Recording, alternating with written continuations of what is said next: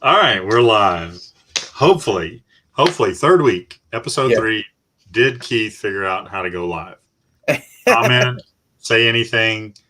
You know, it'd be nice to actually be able to figure technology out for a change. Okay, I see us on YouTube, so I did something right. All right. It's working. All right, this week's guest. Let me see. I think I have to point. Yeah, there we go. Dan, Art Vandelay. I appreciate you coming on, man. I reached out to several people in the beginning when I came up with this idea, and obviously, the first several guests, they reached out right away and said, "Absolutely, I'll do that." And you were one of the first as well, and I appreciate that. Thank you so much for making time. I know you're kind of being stretched thin lately. Seems like you're on a lot of shows this week, but thank you for coming on my little interview show. Yeah, they come in bursts. Like I do. I feel weird because I'll do one or two in a week, and then I'm like, I think it's enough. I don't want to do any more because then I don't want people to get tired of listening to me. Right. Oh, I don't think that'll happen. I always look forward to your videos, so thanks, man. I don't think that'll happen. All right. What this is, just if anybody's watching for the first time, if Dan brought some viewers over, which I did get some new subs today. Thank you, Dan. This is just a quick interview show. It's 8 questions to another reseller, from a reseller to another reseller. The first 4 questions are usually based on the reselling business. And the last 4 questions are kind of get to know the reseller. So we're going to find out all of Dan's dirty secrets. So I do, as a disclaimer, and I say this every week, I do send a list of questions to the interviewee just so that they're not blindsided, with anything. I'm not going to ask them something just out of the blue and, have them just sit there with dead air. What? Why'd you ask me that? So all of these questions are approved by my guests, and I do appreciate that. I do see a few people in the chat. Hey, Danny. Well, we hadn't seen any other. That's it so far. But anyway, this is kind of a replay show anyway. People will see it more on replay than they do live. I just like to do it live. That way we get your live reaction. So with that being said, if you don't mind, we'll go ahead and get into the reseller questions. Yes. Good with that? Okay. Yeah. All right. So, I've been watching you for the better part of a year. I do know that recently you made the jump from part-time reselling to a full-time reseller, kind of out of a necessity, which we don't really have to cover that. But as you have been into full-time now for, I think, since what, October or November? Yeah, October officially. Okay. Yeah. Is there anything? I mean, what are your thoughts so far? Is there anything that you would advise another person maybe thinking about going full-time? Make sure they have in place before they make that jump. I mean, I know you probably weren't necessarily thinking about it right away, but with your former job, it kind of necessitated you going full-time with reselling. I got super lucky in the fact that when the pandemic started, I was furloughed. So I was furloughed for most of the year, and in the back of my head, I was working, thinking it was a possibility that, because I worked in a card room as a poker supervisor. Oh, that's right. Yeah, you were in the casino business. Yep. So in the back of my head, just not knowing what COVID is, right. Nobody knew. I heard rustling around that they might not bring poker straight back, and it was just in the back of my head that it could be a possibility. So I just worked really hard at getting out of whatever debt I had, and then just making like a nest egg to take a shot at this, because I'm pretty open when people ask me about it. I don't make enough to cover doing this full time right now, but my goal isn't to kill myself to do it right now. So I was in a position where if you got thrown into doing full time, you got to do what you got to do to support whatever your family or whatever you got to do. I mean, people have done it, I've heard, but I'm taking the effort of I built up knowing that it was going to cost. Like when I got into reselling, I got into it for like a long-term thing that I was going to be doing reselling, and it wasn't going to be just a get rich quick scheme. I mean, if you watch any of my videos, I mean, I'll sell lower dollar items that I piece it out and just grinding. I call it grinding.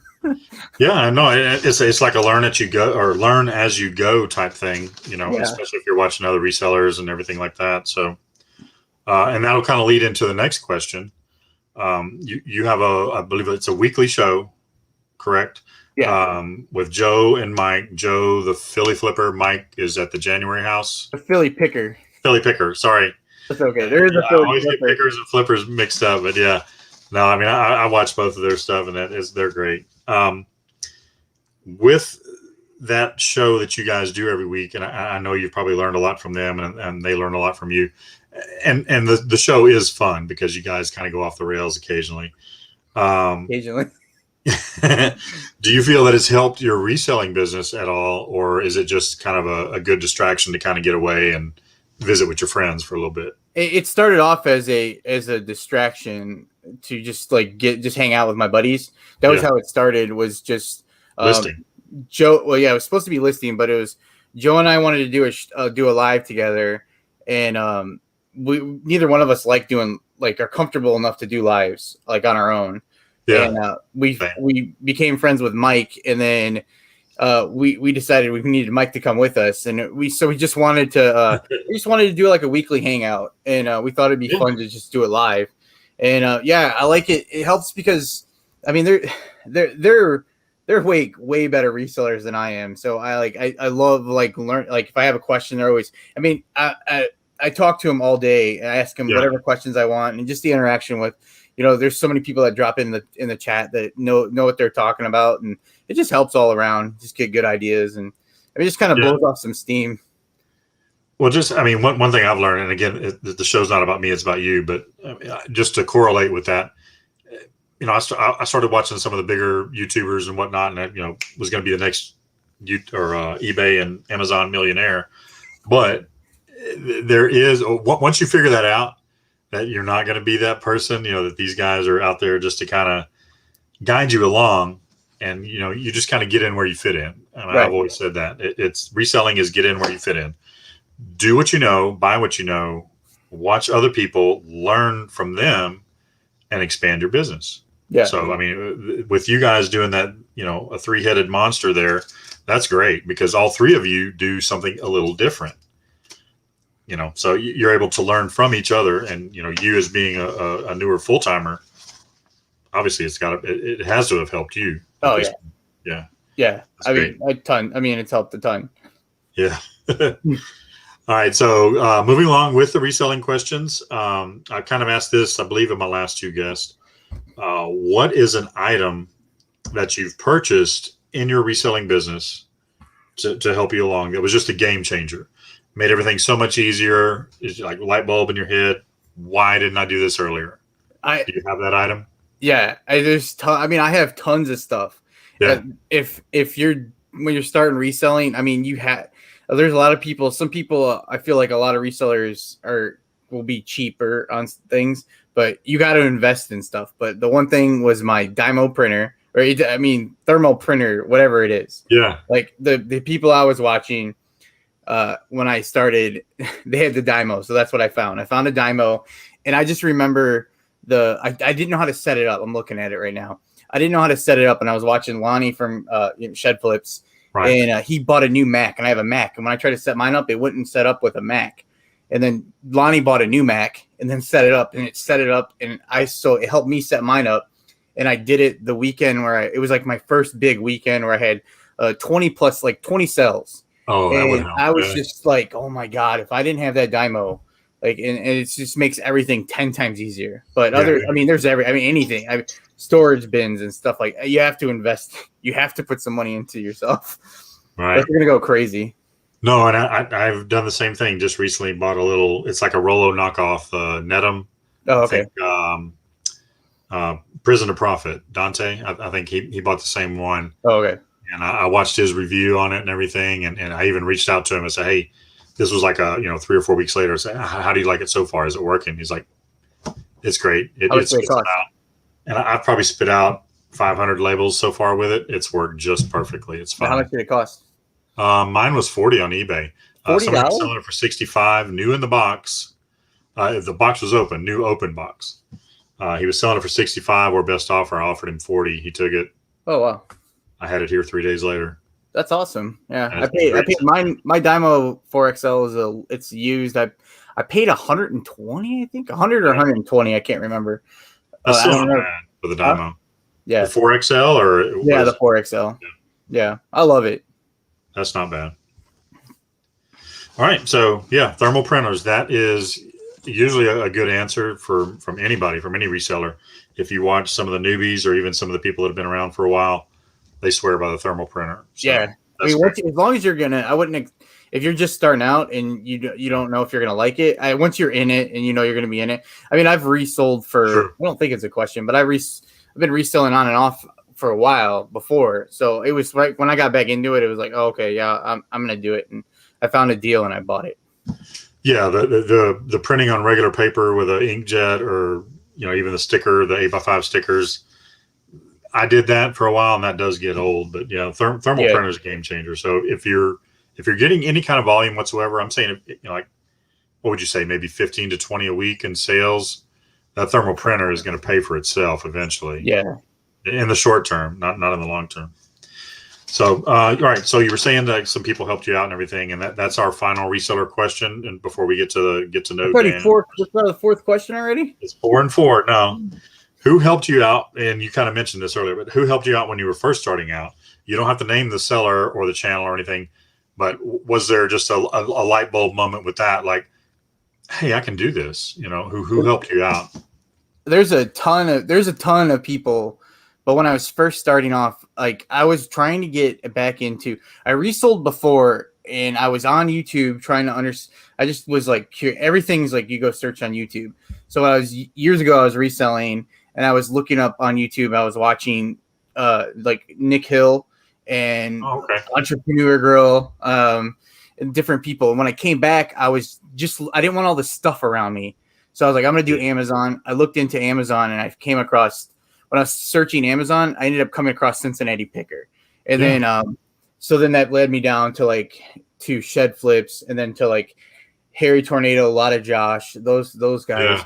And just like those, they were just like Lonnie and John and Josh and Josh. I mean, I just really liked watching their channels, and they just really helped me like just see that you could actually kind of do this for a job. Like if I didn't, they just the way like Lonnie will like incorporate, or any of those guys will incorporate like YouTube into the reselling business. It's like, oh, I could do that too, and it just kind of made it feel like it's possible to do this as a like an actual job now. Before it was just kind of like it's like a pipe dream, and now it's still a dream of mine to do it. But it seems like I see these guys are doing it, so I'm like, I can do this too.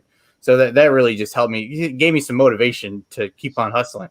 Yeah, and then that's what it is. It's motivation and discipline. Obviously, once you go into work for yourself, which my regular day job, I've been working from home for the last 5 years, so before the pandemic. Yeah, and it is an adjustment at first, but I would tell you. Oh, sorry. Yeah, I'm just saying. Once you get used to working from home and you set a schedule, my day job sometimes bleeds into the night. But before, if you have that set schedule, then you can be successful at this. I mean, it's a 24-hour job. I mean, that eBay store doesn't shut down. That Amazon store doesn't shut down if you have Amazon. Yeah. So I was just going to mention that. That's why. Before I was a poker supervisor, I was a poker dealer for years, and that helps a ton because I could go to work, and if I didn't feel like working, I could just go home. Like basically, I could just go home if I didn't want to work because I worked for tips, and I was whatever I put into it is what I got out of it. And that's the same thing with reselling. Whatever I put into it, like if I just do the work, it'll pay off. And I mean. And that's the same thing so I was lucky enough to be doing that for so long that it didn't scare me. Like my first few days of dealing, I mean, I would deal 1 or 2 tables and they would send me home and I would make no money. Yeah. And so it doesn't scare me to, a couple days if I'm not selling, I don't have anything good. I'm not selling stuff it's not like that anymore, but it was, and it didn't really scare me that much because I know if I just keep working, it's going to start picking up. And I mean, I'm not there. I'm not going to be I'm not making like 6 figures or anything like that, but I'm just going to keep on grinding. And I'm pretty sure as long as I'm working, it'll start showing. So. Yeah, as long as it's comfortable for you, and you're making what you need to make, then it's fine. And anything you can add on to that, obviously, is a game changer once you kind of. When you get in a groove, and I have to list this, so many this day and so many that. And I don't mind listing. I like listing. It's just me finding the time. I mean, I get to list a lot on the weekends. Of course, that's my sourcing time too.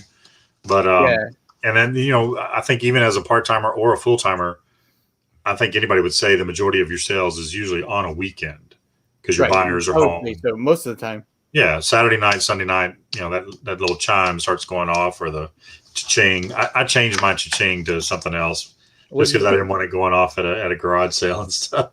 Oh, I like when I'm at like a girl. Well, I haven't been to a girl. I usually when I'm at Goodwill or something, I usually put it on silent mode. Yeah, no, I'll put everything on silent, and then just so nothing goes off. And I always warn my family, hey, I've got it on vibrate, so if I don't feel it right away or whatever, just keep messaging me if you need something. Otherwise, I've got my phone sound turned down. All right, so that was it. That's the reselling part of Art Vandelay. Dan.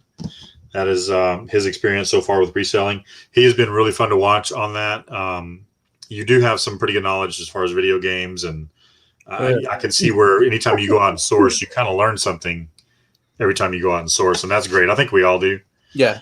So that's it for the non-reselling portion. So let's get to know Dan. All right. This could be scary. I don't think so. Okay. All right. So first question is, do you collect anything? And if so, what is that one item that is still elusive that you have not been able to find to add to your collection? So I when I was looking through the questions, I saw this and I skimmed right by it because I'm like, I don't collect anything. And then I came back to it and I was like, oh man, I collect sports cards. I've always enjoyed sports cards, but I used to collect it just to collect it, and then I got into collecting it to flip stuff, to like collect more stuff, right? Or just to try to do it, like kind of have my own little card shop before. But I used when I started that, I used my cards to do that. To start it up, yeah. So the one thing that I sold my autographed Drew Brees rookie card. Ooh. And instantly sold it, instantly regretted it. And then I tried to buy the exact same card, like literally it was numbered, the exact same card. And then it was resold. I found it resold and I was so upset because I was trying to find the exact same card to get it back. And I never could find it. And then now it's like the prices are just astronomical. I couldn't afford it if I wanted it. Drew Brees, just from my memory, Drew Brees started out with the Chargers, right? Yeah. Okay. Yeah. Yeah. I used to collect like I whatever. Lost all my neurons yet. Yeah. I had like a Tom Brady, not an autographed Tom Brady, but a Tom Brady rookie card. Yeah. And I started selling those cards to keep to get more cards, so then I could get cards. And then it's always just been a little thing where I don't ever have like a huge collection. It's always just a small. I brought some in case you wanted to see some. Just kind of rotating some stuff around just to kind of. Like this is all. Like I basically have this. I have my LaShawn McCoy card that I tried to. Yeah, like it's not worth selling, so I just keep it now. And then I have a Le'Veon Bell card that that one's great. Are all these graded, or this isn't? No, these aren't graded. But this one I bought as a redemption, and I just actually got it. I bought it in 2014, and I just got it a few weeks ago. And then I have a couple Zions. Oh, that's not. Yeah. Kuzma, but then I have a couple Zions. So that was it. I just want to show you those. I'm sorry. No, that's awesome. They're collectors. I've never been a card person, and I've kind of told Danny that, the guy that I do the show with on Monday. He collects. Well, he doesn't necessarily collect, but he knows a lot more about cards than what I do. I just was never into that. We have two sets of cards. It's 10 feet from me. My son was born in 2002, and we have complete Fleer and complete top sets. Oh wow! 2002 that have never been opened.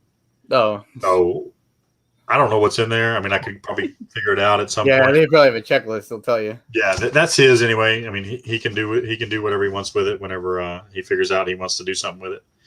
So, all right. So let's get in the elephant in the room. Art Vandelay. Yeah.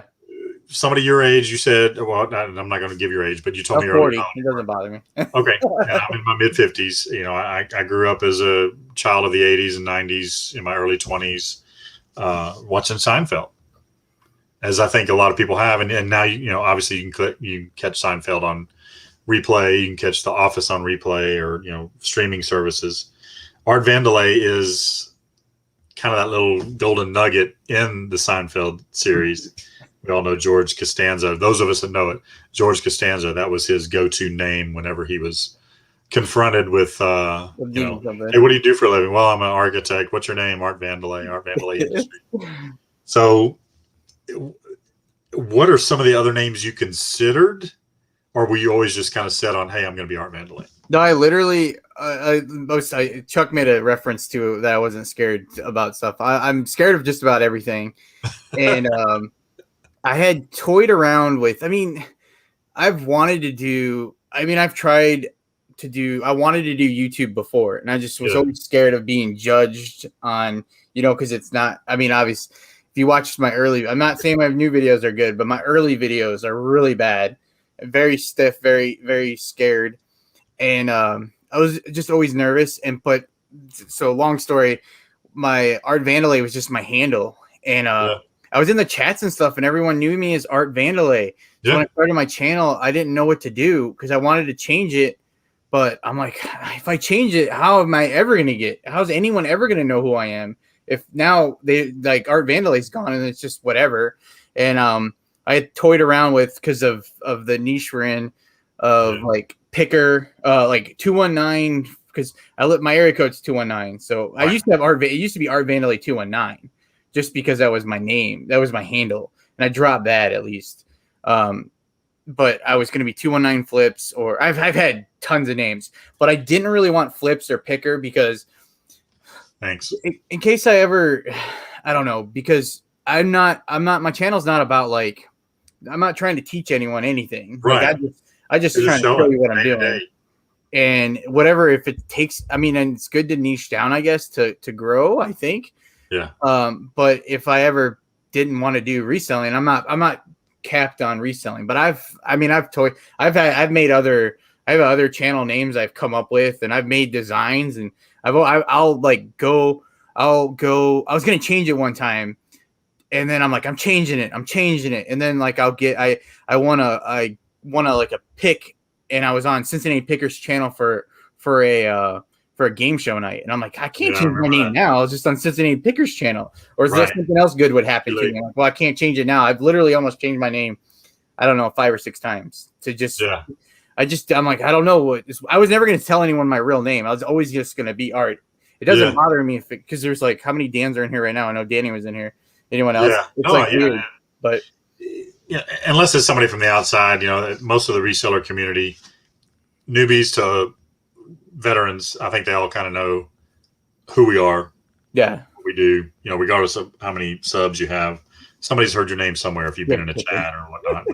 I think I'm on my 3rd name, but I've had this one for the better part of a year, so I'll stick with it. And I do have the flips thing on it, but I've had worse names. I'm not saying it's bad or not. I was like, I don't know. I'm not gonna. No, and I understand that whole concept of it. I just could never come up with anything. I originally had it like a same name as I have a barbecue cook-off team, which is called Homebrewed Q. So I was Homebrewed Picker. I heard you say that before. I think that's what I was last year. I barbecue too. I like to barbecue, but if you're on a cooking team, you're probably way better than me. Yeah. But you never know. I haven't missed too many meals. Yeah, me neither.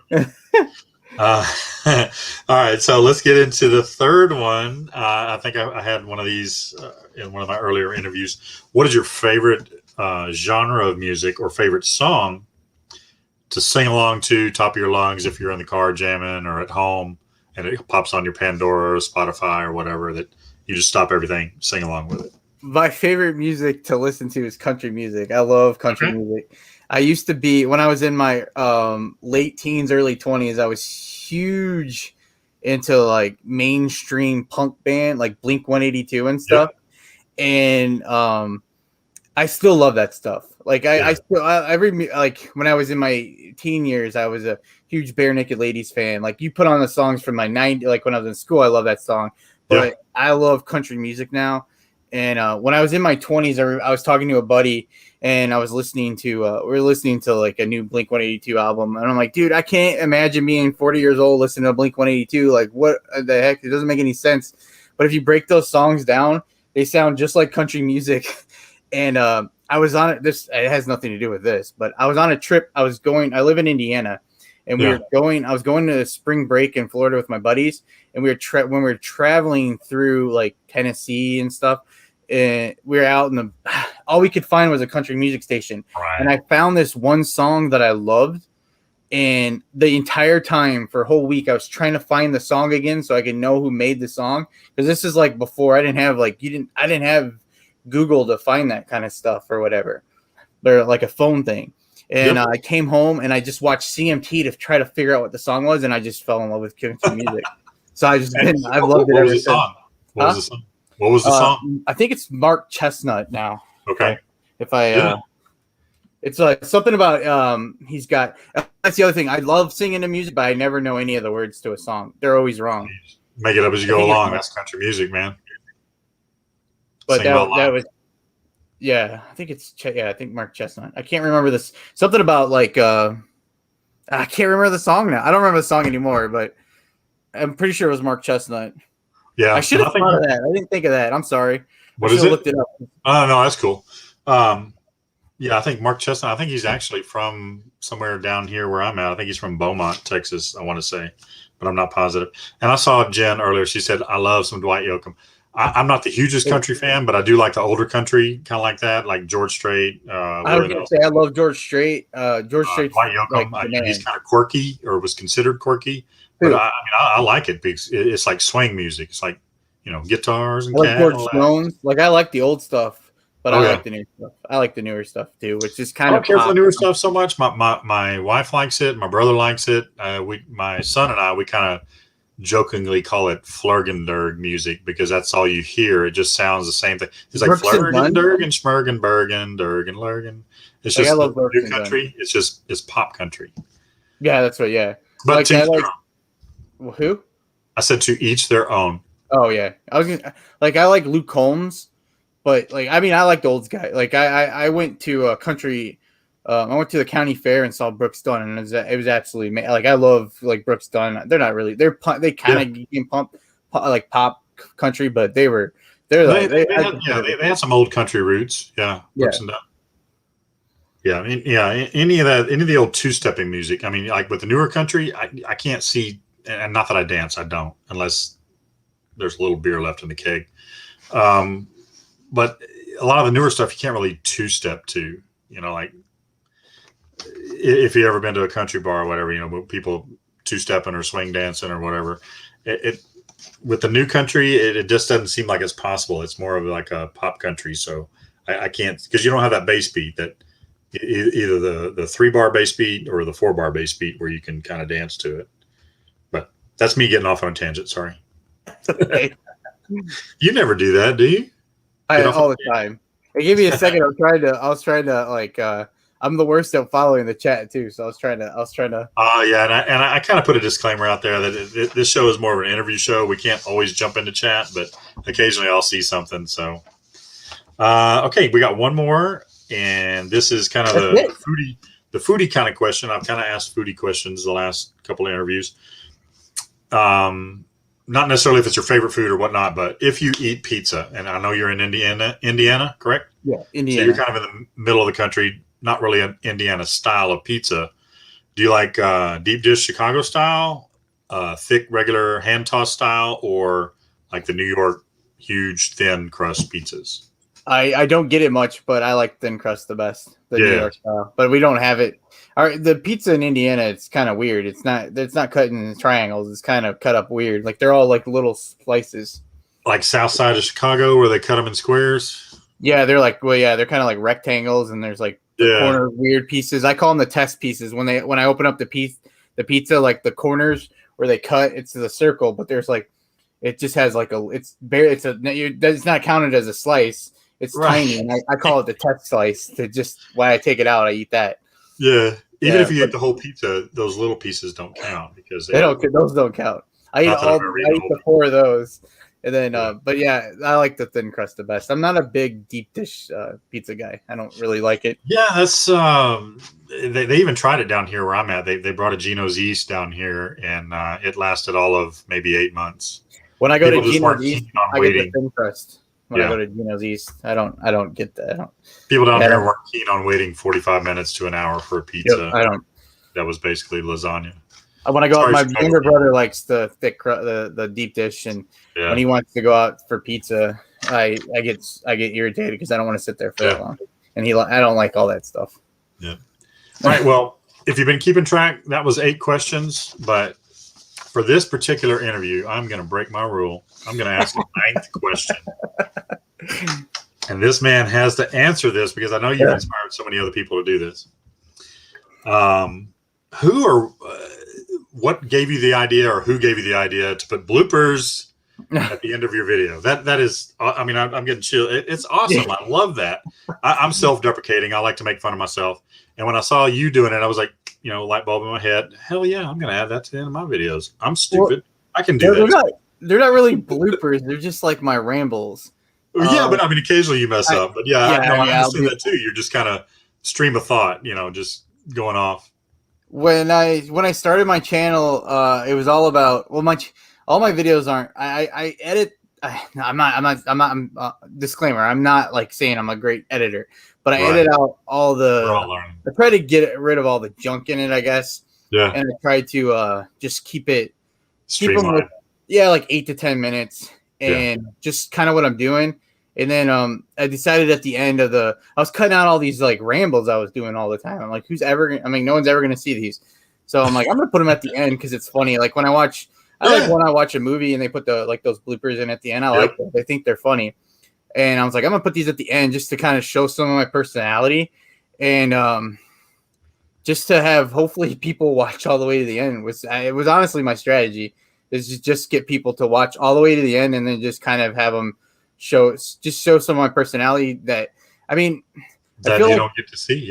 Like a lot of times I try like when I started my channel I was trying to be serious and then that just didn't work, and then when I loosened up a little bit, I have a little bit of personality, I guess, but I try to keep it together and be serious as much as I can, because I'm not like a goofball, I guess, but it's just kind of like when I started, I don't know. I thought I knew everything about reselling. I thought I really did.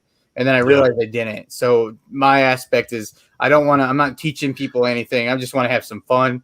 And then whatever it takes, whatever happens with it, happens with it. And it was just something it's just to entice people to watch all the way to the end. Like they're not always like the other day. I know you commented, where is it at? I put them in and I didn't like them. So I was like, I don't know. Didn't like your own bloopers. It's like I don't want to force them. If they're not there, they're not there. So I just won't put them in. Like the exit thing there, I paid money for that and I never use it. But I just think it's fun. I just thought it was funner to have just a little personality to my video. No, it's great. I don't know how many people you've inspired, but I've seen other resellers that have kind of come along when I came back into making YouTube videos. Like Chuck is on here, I think. And even Richard, he's got the Ford Pinto backwards, nip drop flips or whatever. He's starting kind of, or he has. I've seen you and I've seen Chuck do it. I didn't invent it. It was just, I mentioned it before. I'll just tell you like I don't know if you watched my video I just put out yesterday. Yeah. At the beginning of it, I just did that was another reason. So at the beginning of the video yesterday, I just was messing around with doing my thumbnail while I was doing it.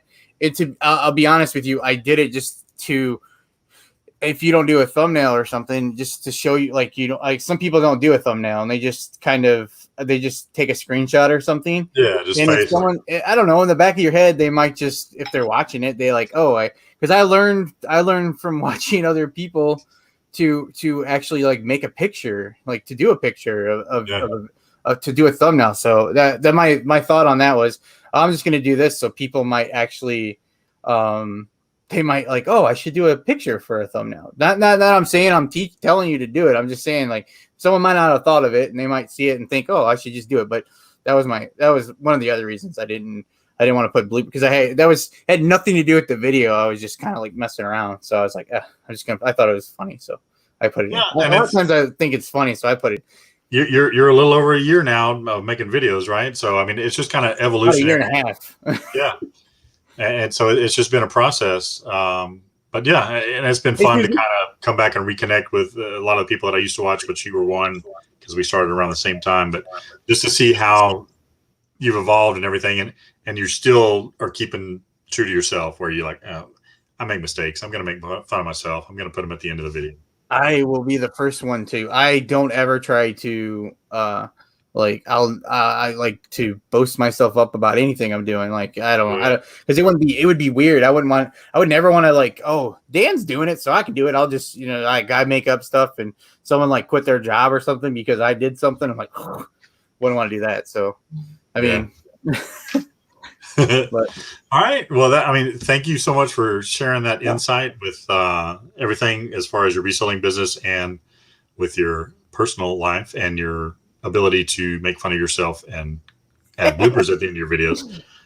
As with all of my guests prior to you, I will offer you a few minutes or however long you want to take to promote anything you got coming up. I know you're going to be on the Beardo show tomorrow night. So I just stole all of their questions. They're not going to have anything to ask you, basically. So it's just going to be a lot of dead air. So maybe bring some food, some drinks. I might be able to. I'll ramble something up for Chuck and Nate. Oh yeah, so I'm doing. I'm going to be on with Nate and Chuck on Natey Pie Trinkets and Doodads tomorrow. Oh, you got it right. See, I always stumble on that. Trinkets and Doodads. So I'm going to be on their show tomorrow, and then I don't know, I want to do another video this week. That's the one thing I haven't been focused on. I used to do my videos every 3 days, and it's just been really tough since I went to doing full time because I have to put in the effort to make sure I'm listing and doing my reselling stuff. So I had to take a back seat with YouTube. And I try to keep up as much as possible, but I don't know if I'll have another video out this week. But I've been Joe and Mike are kind of giving me a hard time because I'm going to do a listing hangout next Thursday with Yakov, and it's at like 2:00 in the morning, I think. Oh wow! So they're making so that's what y'all were talking about on. Yeah, so they're making fun of me. So I don't know what day I'm going to try to do. Where is he at? Huh? Where is he at? Why so early? Or does he work day shift? He's only up at night? He's starting at like 9 p.m. and he's going to go to like 4 a.m. Oh, so he's just doing it as a challenge type thing? Yeah, I think so. Honestly, he Instagram messaged me and I got back to him, and that was the only spot open, so I said I would do it. So Joe and Mike are making fun of me that I won't be able to stay up because I go to bed. I'm not like when we get off here, I'm probably going to go to bed. You can do it. So I think I might try a live sometime late. I don't know what day because I always chicken out, but I might try to do another live just because I need less than 100 hours to get monetized. Oh, really? Yeah, I'm almost there. You'd be over that by now. So you would think, but no. Subscribers, where are you at on subscribers? Oh, 1,900. There you go. I would tell you because I hate doing lives. I mean, you could probably count the many lives I have on my channel. With the mixture of the lack of lives and my 8-minute videos and lack of videos. I mean, I think last month I did 5 videos. Like it's just like a disaster waiting to happen to get over that 4,000 hours. And I can't, I keep on getting over 100 hours, less than 100 hours needed.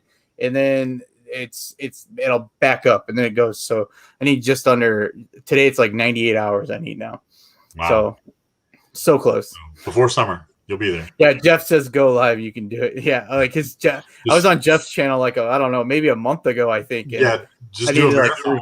Just start on Friday about 4:00 in the afternoon and go till like. Well, no, Fridays I have Fish Fry Fridays at my mom's house on Fridays. Fish Fry Friday, so I gotta do that. But maybe after Fish Fry Friday.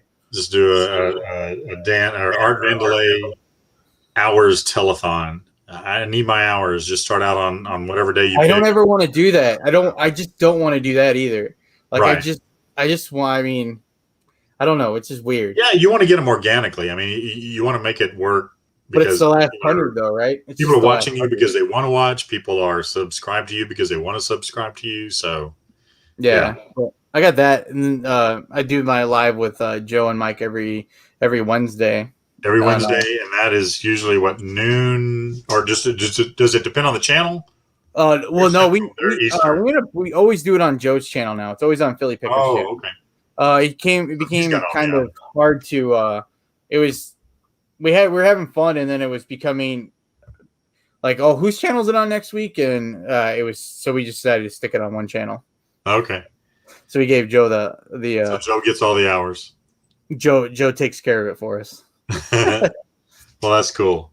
All right. Well, we don't want to keep you too long. I think this is probably the longest out of the 8 at 8s that I've had. It would be actually 9 at 8. So thank you for asking or answering that bonus question on the bloopers and everything. So if you guys are watching this on a replay and you like what you saw, please consider subscribing to Dan. His information should be down there somewhere. He's got some great content, and he also does several lives now because he's a hot commodity. Yeah. Dan the man. So thank you so much, Dan. I appreciate you making time for me. Well, thanks for asking me. Yeah, I know we've seen each other on different chats here and there, and we've emailed back and forth a couple of times, and I really appreciate it. This is kind of a new adventure for me, so I'm trying to keep these short and contrite, but it's nice to have somebody on, and we can kind of just expound upon what your experience has been so far with YouTube and reselling. I appreciate it. Awesome. So, all right. Well, that being said, thank you for everybody that did participate in the chat. I am sorry that we did not get to communicate as much with you, but this is more of an interview type show. We don't get to a whole lot of chat interaction with this show, but we'll definitely check it out, or I will. Check out the questions, or if there are any, and I'll try to get back to everybody that may have answered something, or if Dan goes back and watches it and he sees a question, maybe he can reach out to you. But that is going to end it. This is the third episode of 8 at 8 with Art Vandelay, and I appreciate it, man. Yeah, thanks. We're gonna Bye, let everyone. You go. Get prepared for Nate and Chuck. They are hard hitters, so get your rest. Eat your Wheaties in the morning, maybe some oatmeal.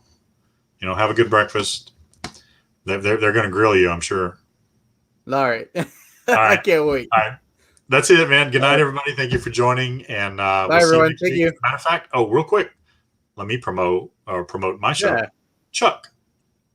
Oh, Chuck's the guy. Chuck. He will be my next guest next Wednesday night, 8 at 8. I believe he is in Central Time Zone, so it'll be 8 p.m. Central again with Backroad Bitter Chuck. I'll have some info on that later in the week. That's it. Now we'll cut it. We've gone 40 some odd minutes, so we'll cut it here. Thanks again, Dan. Have a good night. Yeah. Have a good night, everybody else. We'll see you on the next one. Bye, everyone. Bye-bye.